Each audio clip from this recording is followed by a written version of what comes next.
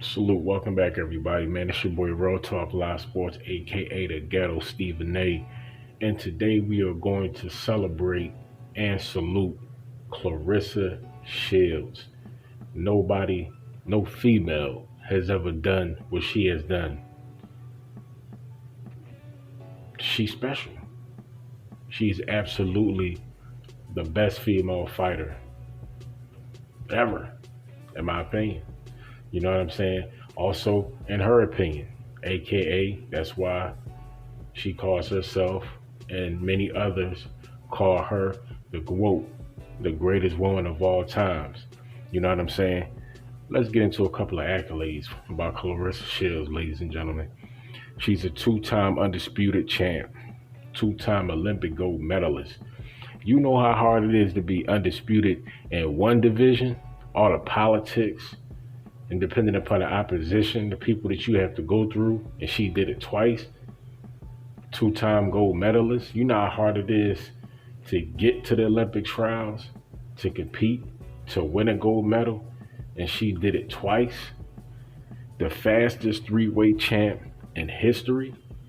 She unified three classes, 68, 60, and 54. You know what I mean? And she is 25 years old. 25, a quarter. She's 165 pounds of absolute gorgeous talent. She's currently 11-0, undefeated record, 11-0. And she has accomplished everything that she has accomplished in boxing with two knockouts. Don't get too hung up on the knockouts, because knockouts is fantastic. But when you punish your opponent for 12 rounds, like she did to care, sometimes that's even more gratifying, because you can't take none of that away. You get beat decisively for 12 rounds. Ain't no 60-30, ain't no 60-40, no 50-50. You got 100% grade A behind whipping from round 1 to round 12. That is what happened to Marie DeCare, who was 17-0 before she met Claressa Shields. Now she's 17-1. You know what I'm saying? But see, just like many other fighters, Canelo Alvarez, when you lose to pound for pound the best fighter on the planet, like DeCare, she lost to pound for pound the best woman on the planet, ain't nobody gonna be mad at you. Nobody's gonna say, you know what, your last fight, you lost to such and such. No, because her last fight, she lost to the best fighter on the planet. You know what I'm saying? So she has no reason to hang her head. She can still walk with her head very high. You know what I mean? Take it back to the drawing board, go train. But if she decisively got whooped for 12 rounds, you might as well take that rematch get that out your head. If you're thinking about, if you're Marie DeCare trying to get a rematch, because you didn't win no rounds, you got dominated. Once you get dominated, what is the point of a rematch? The only point of a rematch, if it is a close fight, if it could have went either way, but the other fighter got the nod, then we got to run it back. And when we run it back, you will have to knock me off decisively. You know what I'm saying? Then you'll get your credit. But if you get washed, if you get swept from round 1 to round 12, it ain't nothing to talk about. It ain't nothing to argue about. It's nothing to protest about. You got whooped. You know what I'm saying? And she got smoked. The carrot got smoked. She got smoked by the best fighter on the planet. You know what I mean? The best female. Claressa Shields went on record and said she can beat 98% of the male boxers. Damn. And it's many people who will probably say, you know what, she got a shot at it. You know what I'm saying? This is the same Claressa Shields who spars, you know what I'm saying, the likes of the Spencers of the world. You know what I'm saying? She don't mind getting in there, you know what I mean, and sparring with Spanish Crawford, I mean, whoever. You know what I'm saying? She don't mind getting in there sparring with guys, grown men who are at the top of their respective divisions, who are at the top of the sport in general. she don't mind getting in there banging it out with these dudes. That should tell you something. You know what I'm saying? And shout out also, man, to my homie Kurt, which is her cousin. You know what I'm saying? In Philly. You know what I'm saying? So shout out to my man Kurt, man. Salute to the family, man. Y'all got a very, very special champion in the family. You dig what I'm saying? But now Claressa Shields is going to the MMA game. Now, whole different world, whole different animal. But stand-up is principle in MMA. And her stand-up game, we already know, is phenomenal. And we've seen certain highlights of her, you know what I'm saying, practicing, doing her thing, you know what I'm saying, with the kicks and things of that nature, training with the likes of John Bones Jones and so on and so forth. And her coach, you know what I'm saying, John Jackson, you know what I'm saying, I mean, he's not, quote unquote, on the books for training an MMA fighter. But as far as the stand-up aspect, I'm sure he's pretty much still going to be her corner. Now she just has to get like coach, like I said, to refine and to learn take down defense, learning how to grapple, you know what I'm saying, learning how to shoot, learning how to check kicks, you know what I'm saying.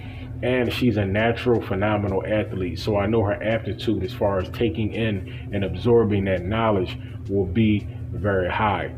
You already seen certain clips, you know what I'm saying? She looked fantastic, you know what I mean? So if you give Claressa Shields, man, just some time, man, to refine her skills, I think that she can make some noise in MMA. But as I said, man, MMA is a different animal. You seen Conor McGregor try to go over from the MMA world to the boxing world, and he faced none other than, you know what I'm saying, Mayweather. A lot of people thought, man, like it was really just a money grab, which I think to a degree it was.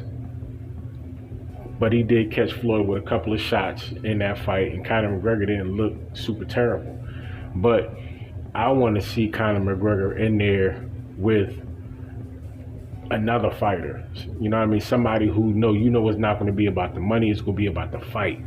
And I want to see how he stands up to that type of opposition, because I know once he faced Floyd Money Mayweather, as I said, that was a money grab. I know it had to be some type of understanding, like we go bang it out, you know what I mean? But it's more or less going to be like a exhibition kind of thing, you know what I'm saying? I'm not going to try to hurt you, you're not going to try to hurt me. Let's razzle and dazzle, make it look good for the fans. End of the day, let's get this check. Because you seen after the fight, when they was up on stage, man, it was all love, all smiles, you know what I'm saying? He drinking Jameson or whatever that is that he be drinking, you know what I'm saying? That's because they had that, you know what I'm saying, that check for a couple of hours in their back pocket, and they knew what it was. I ain't hating on that, you know what I'm saying? Nobody can. Boxing is also a business, and if you can capitalize and make substantial earnings from your fights, why not? That's why a lot of fighters do what they do. That's why that's why we are not going to see certain fights, Crawford, Spence, because people can't pretty much get over the hump of, hey, I'm the A side, you the B side. I'm getting 60, you getting 40. No, we deserve 50-50. No, I deserve no. Look, I told you guys, Floyd Money Mayweather, as great as Floyd is, he kind of hurt the game as far as making money bigger than the fights themselves. For a fighter, it always has to be about the fight first. Your management or whoever, man, your promoter, they're going to take care of the dollars and cents. That should not dominate what you are representing or what you are standing for. You know what I'm saying? You shouldn't always be worried about the bag, because the bag should be secure. That's what your team is for. You should go out there and fight anybody they put in front of you.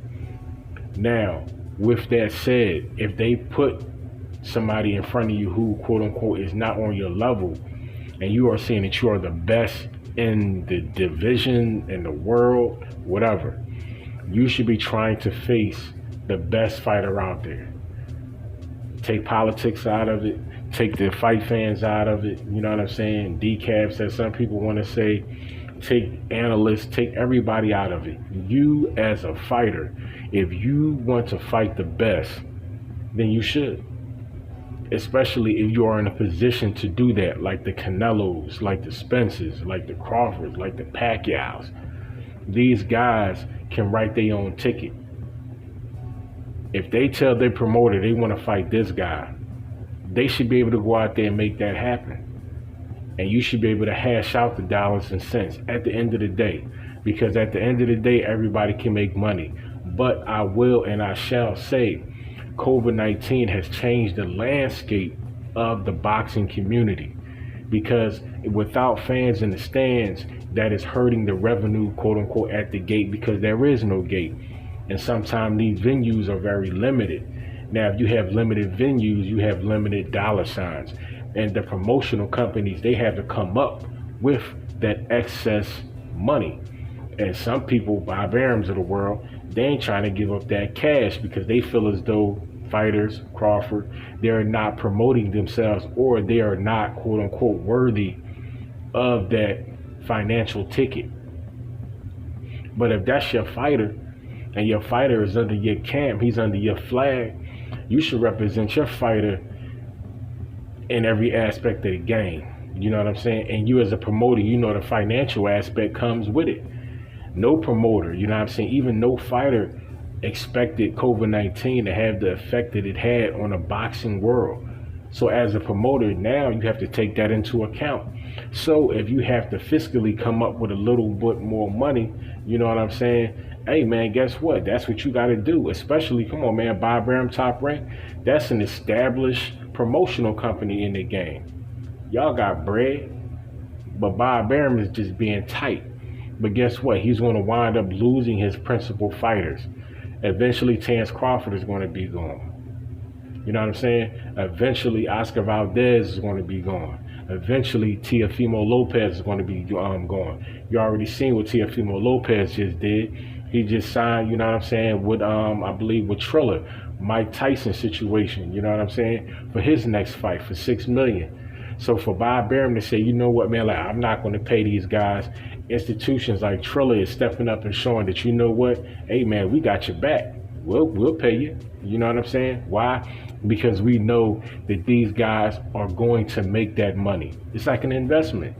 You know what I'm saying? If you have a sure thing and you know the return on your money is going to be high, whether you break even or not, you know what I'm saying? Well, go out there and do it. You know what I'm saying? Because at the end of the day, you're promoting, your platform, and you're promoting the fighter, and you're bringing positive light to the sport. So salute and shout out to Triller, Mike Tyson, you know what I'm saying? Keep your eye on what they doing, because they coming in the back door very slowly, man, you know what I'm saying? And they're kind of competing with, you know what I'm saying, the PBCs, the Top Ranks, the DAZN. So Triller is really sneaking up on people, man, and making some noise and boxing. And Mike Tyson and Roy Jones kind of set the stage for that to happen. And everybody loved Mike. You know what I'm saying? Got a successful podcast. Shout out, you know what I'm saying, Hot Boxing with Mike Tyson. You dig what I'm saying? Go over there and check Mike Tyson out. Excellent podcast. Mike be dropping all types of gems. You know what I'm saying? Mike is a very smart dude. You know what I mean? And what he has been through in the boxing game, Mike can teach guys a lot. So don't be surprised, man. If Mike starts to do the promoted thing, watch how many people flock, you know what I'm saying, to Tyson Promotions. Watch. But Claressa Shields, excellent, you know what I'm saying, job, you know what I'm saying, on doing what she did, you know what I'm saying, I mean, by breaking, not only breaking records, man, but making history. And for a fighter, that is the greatest thing that you can do, is become a part of boxing history. You know what I'm saying? For your name to forever be mentioned and known and put in them books. And Claressa Shields did that.